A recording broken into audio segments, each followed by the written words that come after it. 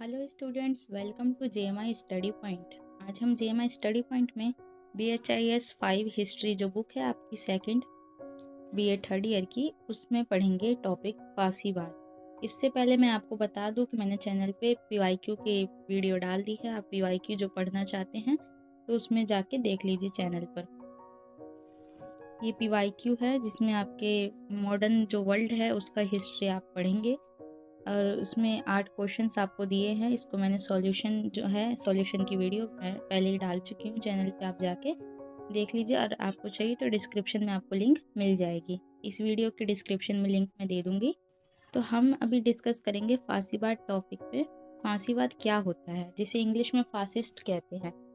फांसीवाद जो है एक विचारधारा है जिसके बाद नाजीवाद का भी उदय होता है। तो पहले हम फांसीवाद को पढ़ेंगे, उसके बाद नाजीवाद को पढ़ेंगे। तो फांसीवाद क्या है, ये आपका ब्लॉक 4 है। ये जो बुक है आपकी, इसमें 4 ब्लॉक्स हैं, जिसमें फर्स्ट ब्लॉक में 3 चैप्टर्स हैं और बाकी ब्लॉक्स में 2-2 चैप्टर्स हैं।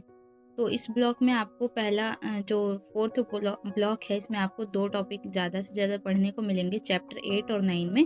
चैप्टर 8 में आप पढ़ेंगे फांसीवाद क्या है, उसका उदय, और उसके बाद नाजीवाद को पढ़ेंगे। तो पहले हम डिस्कस कर रहे हैं यहाँ पर फांसीवाद। फांसीवाद जो है 20वीं शताब्दी में यूरोप में शुरू हुआ एक उग्र राष्ट्रवादी और तानाशाही विचार है। फांसीवाद जो है वो कोई धर्म नहीं है, ये एक विचारधारा है जिसमें जो व्यक्ति है वो राज्य से अपने आप को ज़्यादा इम्पोर्टेंट मानता है। ये मुसोलिनी नाम के एक व्यक्ति ने ये विचारधारा प्रकट की थी, जो कि जर्मनी में उदय हुई। इस विचारधारा का मतलब शुरुआत हुई। और यहाँ पर हम बात करें फांसीवाद की, तो फांसीवाद वर्ड सुन के ही आपको कुछ और थॉट्स आ रहे होंगे, लेकिन ये ऐसा कुछ नहीं है।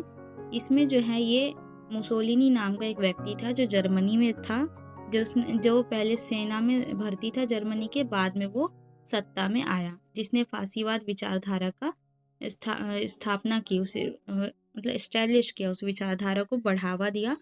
और बाद में इस फांसीवाद के जो मानने वाले लोग थे वो काले रंग के कपड़े पहनते थे, काले कुर्ती पहनते थे। इस तरह का मतलब ड्रेस कोड था। इस तरह की विचारधारा से जाना गया। तो ये जो विचारधारा थी बहुत ज़्यादा उग्र थी, गुस्से वाली थी, हिंसा वाली थी। हिंसात्मक जो राष्ट्रवाद का जो उदय होता है, लोगों में राष्ट्रवाद की एकता को लेकर जो हिंसा पैदा होती है, उसको लेकर ये विचारधारा थी और तानाशाही विचारधारा थी ये। इसका सबसे बड़ा उदाहरण है इटली में बेनिटो मुसोलिनी और जर्मनी में एडोल्फ हिटलर का शासन। तो जैसा कि अभी मैं कह रही थी, मुसोलिनी जो है उन्होंने प्रकट किया इस विचारधारा को, और दूसरा एग्जाम्पल है एडोल्फ हिटलर, जो कि विचारधारा तो यही थी लेकिन उसकी विचारधारा को उसकी पार्टी के नाम पे रखा गया, जो नाजी पार्टी थी। नाजी पार्टी थी जिसके नाम पे उसकी विचारधारा को नाजीवादी कहा गया, लेकिन उसने भी एक तरह से तानाशाही विचार को अपनाया, जिसकी वजह से आजकल आप जो एग्जाम्पल देखते हैं हर जगह हिटलर नाम आपने सुना ही होगा। भले ही लोगों को मतलब क्लियर पता ना हो हिटलर कौन था, क्या था, अच्छे से नहीं पता, लेकिन हिटलर जो शब्द है एक मिथ बन गया, एक सिंबल बन गया है हमारी सोसाइटी में। हिटलर जो था तानाशाही था, तो इसलिए कोई ज़्यादा ही मतलब रूल फॉलो करता है, एकदम दबदबा बनाता है, तो उसे हिटलर करार दिया जाता है आज की जो समाज है। तो एडोल्फ हिटलर का शासन था जिसे नाजीवाद कहा गया। नाजी उसकी पार्टी का नाम था। तो फांसीवाद जो है एक तरह से सिद्धांत है, और इसका सिद्धांत जो एक फ़र्ज़ की तरह है, जिसे हम ये कह सकते हैं कि फांसीवाद एक धर्म है, यानी एक जो फ़र्ज़ निभाना होता है ना, उसी को धर्म भी कहते हैं कि फांसीवाद एक धर्म है।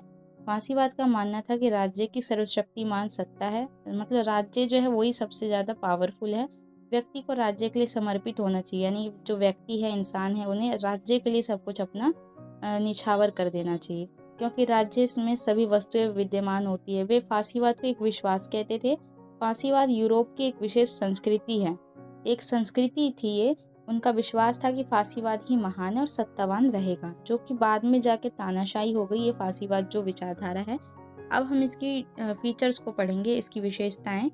तो उग्र राष्ट्रवाद, देश को सबसे ऊपर माना जाता है, नारा था राष्ट्र पहले, दूसरे देशों को नीचा दिखाया जाता था। दूसरा है तानाशाही और एक दलीय शासन, सिर्फ एक ही राजनीतिक दल होता है, विरोधी दलों को खत्म कर दिया जाता है, नेता की पूजा की जाती है, जैसे इटली में फासिस्ट पार्टी और जर्मनी में नाजी पार्टी।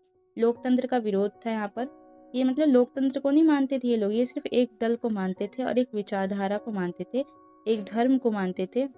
जो फांसीवादी था, लोकतंत्र का विरोध करते थे या फांसीवादी चुनाव भाषण की स्वतंत्रता और मानवाधिकारों को कमजोर मानते थे। उनका मानना था कि सिर्फ एक मजबूत नेता ही देश को चला सकता है। ये तो गलत बात है। ये जो विचारधारा थी इसीलिए ज़्यादा सफल नहीं हुई, उग्रवादी और तानाशाही कहलाई। सैन्यवाद और युद्ध। फांसीवाद युद्ध को गौरव की बात मानता था, वो मतलब सम्मान मानता था युद्ध करने की बात को।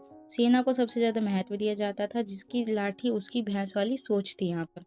निगमवादी अर्थव्यवस्था थी, सरकार, उद्योगपति और मजदूर मिलकर काम करे, पर असल में सब सरकार के कंट्रोल में होता था। जैसा कि अब आप एग्जाम्पल फॉर कम्युनिस्ट पार्टी ले लो चाइना की, वो भी एक तरह से तानाशाही है, जो कि सब चीज़ वो कंट्रोल है पार्टी के पास। मीडिया भी मतलब सेंसरशिप है मीडिया में भी। प्रचार और हिंसा की बात कहें तो यहाँ पर रेडियो अखबार से झूठा प्रचार होता था। विरोधियों को डराने के लिए मुसोलिनी की ब्लैक शर्ट और हिटलर की ब्राउन शर्ट जैसी सेनाएं हिंसा करती थी। तो आपको ये पता चल ही गया होगा कि जो विचारधाराएं थी बहुत ज़्यादा डिफरेंस भी है। फांसीवाद अब क्यों पैदा हुआ, तो वो इसके ये रीज़न है कि प्रथम विश्व युद्ध के बाद आर्थिक मंदी और बेरोजगारी बहुत ज़्यादा थी। मतलब फर्स्ट वर्ल्ड वॉर जब हुआ ना, मित्र राष्ट्र और ध्रुवी राष्ट्र दुश्मन देशों के बीच, तो उसके बाद जो इफेक्ट पड़ा वो सबसे ज़्यादा जितने भी देश हैं वर्ल्ड में, जितने भी डेवलप कंट्रीज हैं और जितने भी तीसरे देश हैं जो अभी डेवलपमेंट हुआ नहीं है, चल रहा है, तो उन सब पे क्या हुआ, फाइनेंशियल और बहुत ज़्यादा जो खाने को लेके जो समस्या है वो पैदा हुई और आर्थिक मंदी कहलाई और बेरोजगारी बढ़ गई। लोकतांत्रिक सरकारों की कमजोरी थी और रूस में 1917 की साम्यवादी क्रांति का डर था। लोगों में बदले की भावना और उग्र राष्ट्रवाद का उदय हो गया था, इसलिए फांसीवाद की भावना उभरी।